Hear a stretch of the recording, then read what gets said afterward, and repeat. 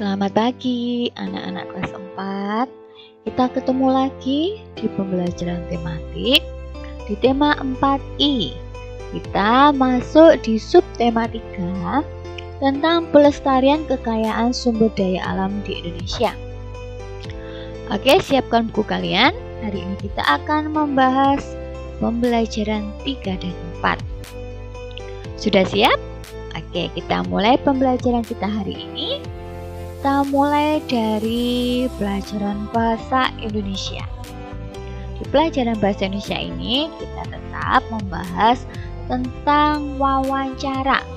Ya, jadi di pembelajaran 3 kita membahas tentang melakukan wawancara tentang pelestarian sumber daya alam. Sedangkan di pembelajaran 4 kita belajar melakukan wawancara tentang harapan masyarakat terhadap kondisi lingkungan di daerah tempat tinggal. Untuk melakukan wawancara ini, sebenarnya ada tugas kalian, tapi kita skip aja ya.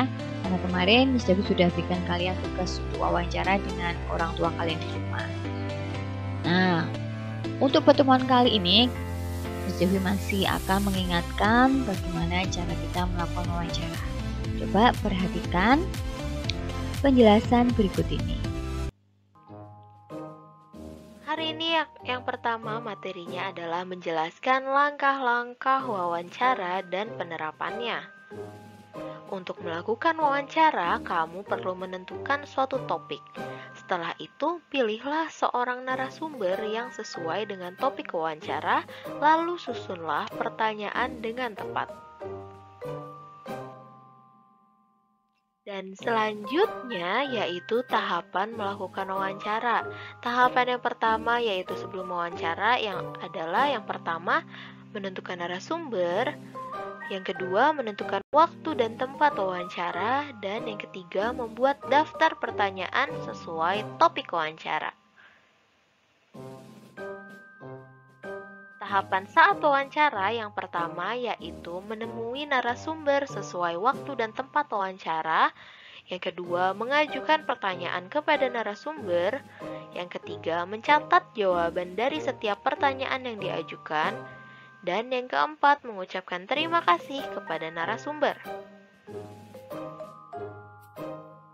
Lalu, tahapan setelah wawancara, yaitu yang pertama, merangkum semua jawaban dari narasumber. Yang kedua, membuat kesimpulan wawancara. Dan yang ketiga, membuat laporan wawancara.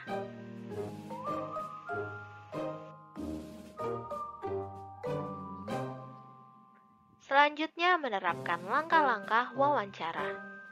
Dalam sebuah wawancara, pewawancara harus menggunakan bahasa Indonesia yang baik dan benar, serta mudah dipahami narasumber.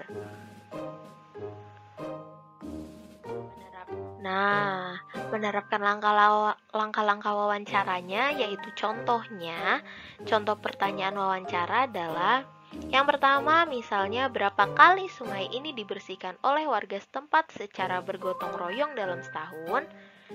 Atau yang kedua, apa manfaat yang dirasakan warga setelah sungai ini dibersihkan secara bergotong royong? Jadi, dua contoh pertanyaan ini adalah tentang sumber daya alam, tentang kebersihan sumber daya alam ya. Ini menerapkan langkah-langkah wawancara yang tadi dijelaskan di atas. Penerapan berarti pengerjaannya seperti itu. Kalian juga sebelumnya sudah pernah mendapatkan tugas mewawancara, dan ini penerapannya seperti itu. Kita masuk ke pelajaran kedua, yaitu IPA. Tahukah kamu bahwa di antara sumber-sumber daya di alam tersebut ada yang dapat dimanfaatkan sebagai sumber energi? Oleh karena itu, sumber daya alam seperti itu dikenal dengan istilah sumber daya energi. Lalu, apa bedanya dengan sumber energi? Coba sekarang kalian simak definisi berikut ini. Sumber energi adalah sesuatu yang dapat menghasilkan energi baik energi yang dihasilkan langsung ataupun energi yang dihasilkan melalui proses perubahan.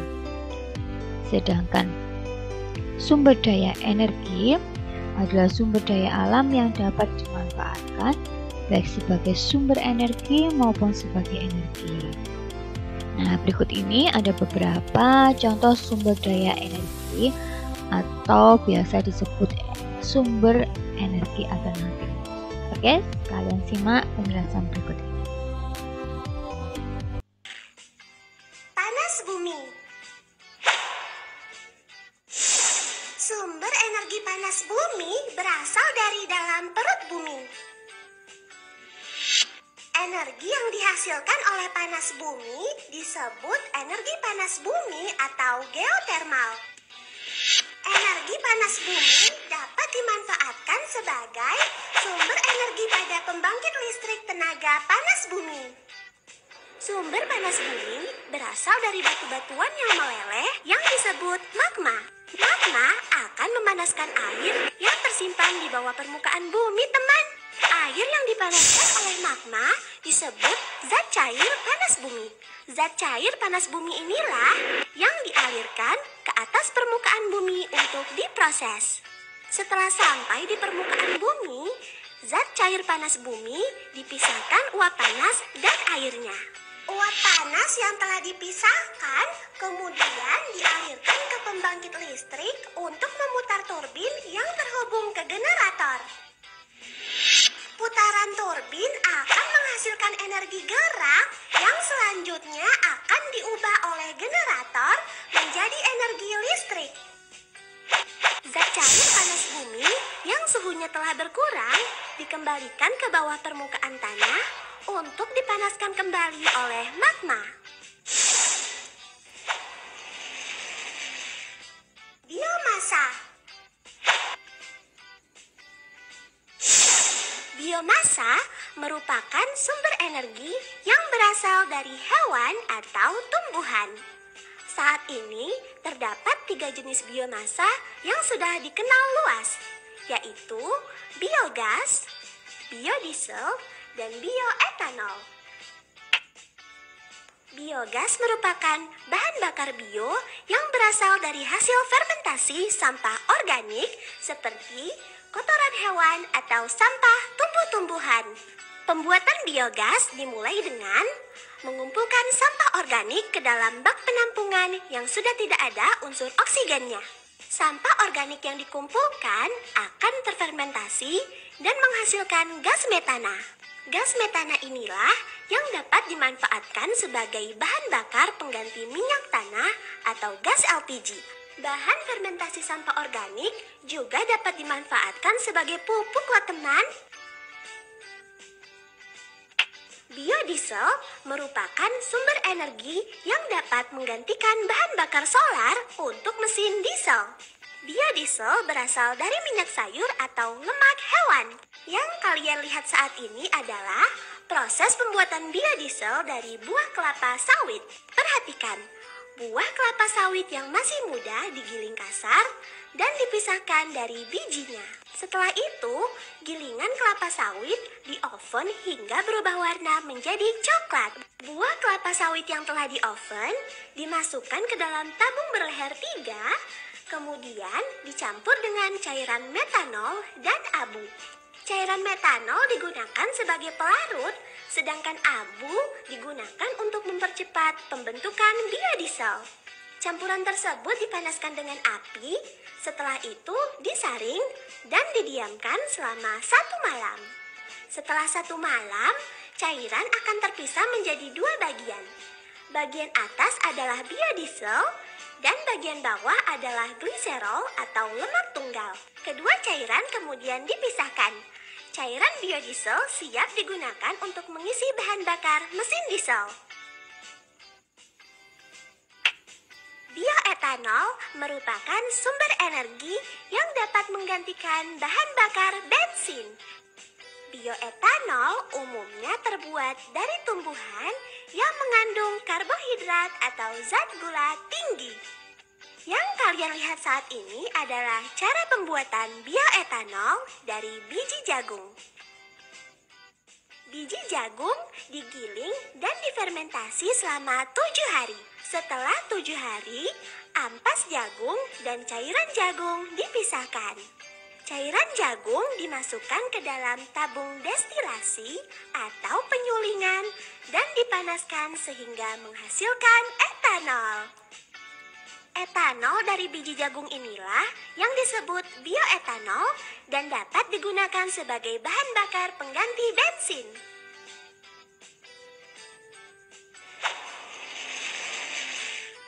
Angin. Angin merupakan gerakan udara yang terjadi karena perbedaan tekanan. Energi gerak dari angin dapat diubah menjadi energi listrik dengan alat yang menyerupai baling-baling besar. Saat baling-baling berputar karena terkena angin, maka turbin yang terhubung dengan generator akan ikut berputar. Generator akan menghasilkan listrik, kemudian dialirkan melalui kabel-kabel listrik untuk digunakan. Air. Seperti kita tahu bahwa air mengalir dari tempat yang tinggi ke tempat yang rendah. Gerakan alami air tersebut dapat kita manfaatkan menjadi energi listrik. Air yang mengalir dilewatkan melalui turbin sehingga turbin akan berputar. Putaran turbin akan menghasilkan energi yang selanjutnya akan diubah oleh generator menjadi energi listrik. Listrik yang dihasilkan generator akan dialirkan melalui kabel-kabel listrik hingga dapat digunakan untuk kehidupan sehari-hari. Gelombang air laut. Gelombang air laut adalah pergerakan naik turunnya air laut yang disebabkan oleh angin. Gerakan gelombang air laut tersebut ternyata dapat dimanfaatkan menjadi energi listrik. Gelombang air laut akan menggerakkan alat sehingga terjadi gerakan ke atas dan ke bawah seperti memompa.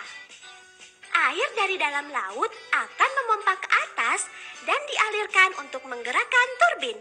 Energi gerak yang dihasilkan turbin akan diubah menjadi energi listrik oleh generator. Air yang telah digunakan untuk memutar turbin akan dikembalikan lagi ke laut. Matahari. Energi yang dihasilkan oleh matahari disebut energi surya. Energi surya dapat dimanfaatkan sebagai tenaga listrik melalui panel surya atau biasa disebut solar cell. Panel surya dipasang menghadap ke atas untuk menangkap sinar matahari. Panel surya terdiri dari 2 lapisan semikonduktor. Bagian atas bermuatan positif dan bagian bawah bermuatan negatif. Bagian bermuatan negatif akan menangkap energi dari matahari lalu akan dilepaskan ke lapisan bermuatan positif. Oleh karena itu, akan terjadi perbedaan tegangan yang menghasilkan arus listrik. Listrik akan distabilkan arusnya oleh alat konversi dan siap digunakan. Sekarang kita masuk ke pembelajaran ketiga. Kita akan belajar tentang PPKN. Video, mari kita simak video. Hujan berlangsung cuma ini. beberapa jam dan ini yang terjadi. Jalanan dan rumah-rumah terkena banjir.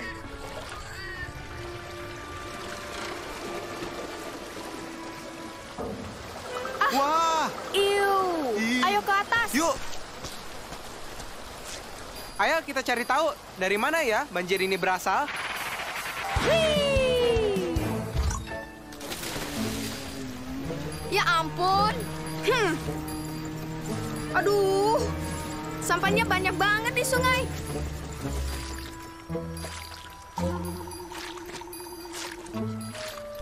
Wah, lagi ngapain, Pak? Itu kan Pak Bumi dan timnya dari UPK Badan Air. Aha. Yuk, lihat apa yang sedang mereka lakukan. Halo Pak Bumi, lagi apa? Halo Sandi dan Rena, kami sedang membersihkan saluran yang tersumbat karena hujan. Oh, jadi penyumbatan ini yang membuat sungai meluap dan menyebabkan jalanan banjir. Tapi dari mana asal semua sampah ini? Semuanya ini berasal dari orang yang membuang sampah sembarangan di jalan, selokan, dan sungai. Oh, kok gitu sih? Iya bau banget.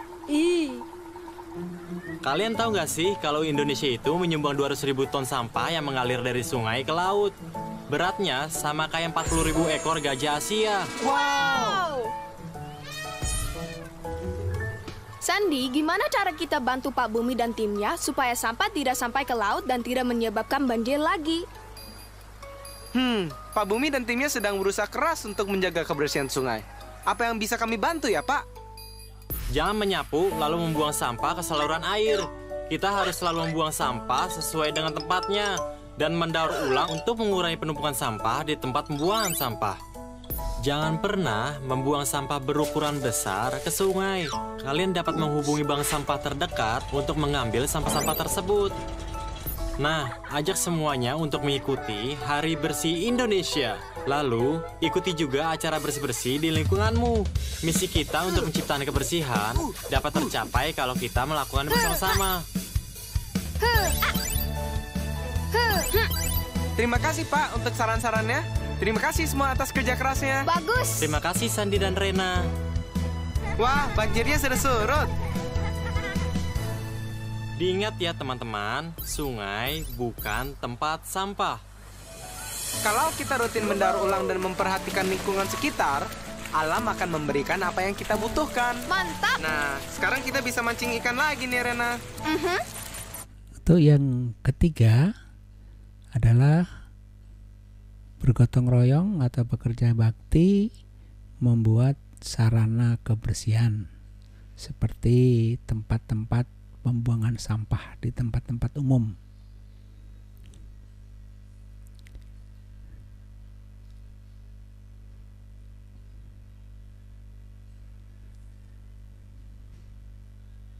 Yang keempat, menanam bibit tanaman di sekitar taman.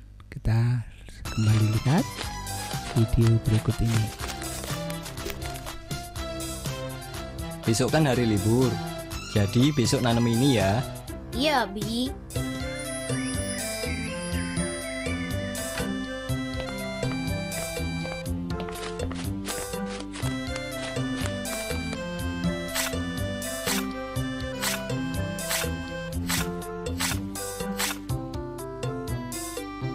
Laili, letakkan bibit itu di lubang ini. Siap, Mas. Udah, Mas. Begini kan? Oke, sekarang tugasku untuk menutup lubang ini dengan tanah.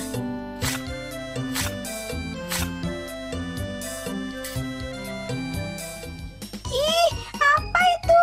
Wah, cacing! Mas Jamal, Leli takut ada cacing. Tenang, Leli. Cacing itu tidak akan menggigitmu. Nah, udah selesai. Sekarang waktunya kita menyiram dengan air. Ayo, Leli. Tidak mau nanti ada cacing lagi yang keluar. Leli takut. Tenang saja, Leli. Sudah aman kok. Cacingnya tidak akan keluar lagi. Yang benar. Beneran. Makanya ayo coba sini, kita siram bareng-bareng.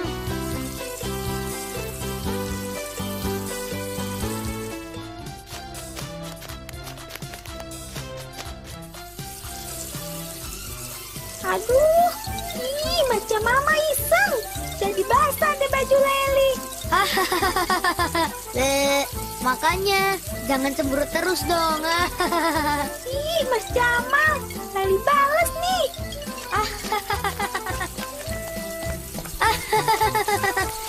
Nggak kena tuh. Oke, pelajaran kita hari ini sudah selesai.